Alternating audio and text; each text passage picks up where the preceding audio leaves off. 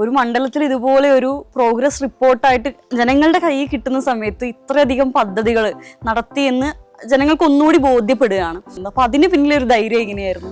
ഈ തുടക്കം മുതൽ തന്നെ ഓരോ പദ്ധതികൾക്ക് ഞങ്ങൾ പ്ലാൻ ചെയ്തു. അല്ലാതെ അവസാനത്തെ 5ാമത്തെ കൊല്ലം കൊണ്ടുപോയിട്ട് പ്ലാൻ പദ്ധതി നടക്കാൻ പോകുന്നത്. തുടക്കത്തിൽ തന്നെ അതിന് നമുക്ക് ഫണ്ടിങ് സോഴ്സ് ആണല്ലോ പ്രധാനം.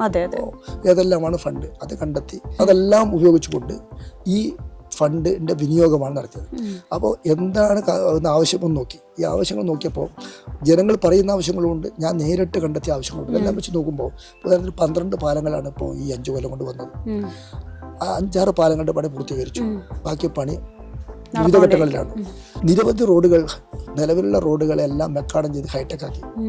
നല്ല യാത്രാ സൗകര്യം വന്നു. ഇങ്ങനെ വ്യത്യസ്ത മേഖലകളിൽ സ്കൂളുകളിലാണെങ്കിൽ നല്ല ഹൈടെക് ക്ലാസ് റൂമുകൾ, നല്ല കെട്ടിടങ്ങൾ, ആശുപത്രി കെട്ടിടങ്ങൾ, അതിന് പുറമെ ഏതെല്ലാം മേഖലയിൽ വേണോ ആ മേഖലയിലെല്ലാം പലതരത്തിലുള്ള വികസന പ്രവർത്തനങ്ങൾ കൊണ്ടുവന്നു.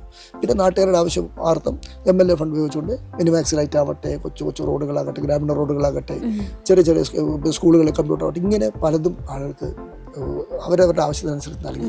ഒരു സമതുലിതാവസ്ഥ ഈ 8 പഞ്ചായത്തിലും ഈ പ്രവർത്തനങ്ങൾക്ക് ഞങ്ങൾക്ക് കാത്തു സൂക്ഷിക്കാൻ പറ്റില്ല. അല്ലാതെ അങ്ങനെ ഒരു നിലയിലേക്ക് കൊണ്ടുപോകാൻ പറ്റണ്ടേ. അതും ഒരിക്കൽ കൂടി ഇത് ഭരിക്കുന്നത് LDF അല്ല, അതുകൊണ്ട് അവിടെ കുറക്ക് അങ്ങനെയല്ല. ഇവർക്കെല്ലാം ഓരോ പഞ്ചായത്തിലും ഈ പദ്ധതികൾ വന്നിട്ടുണ്ട്.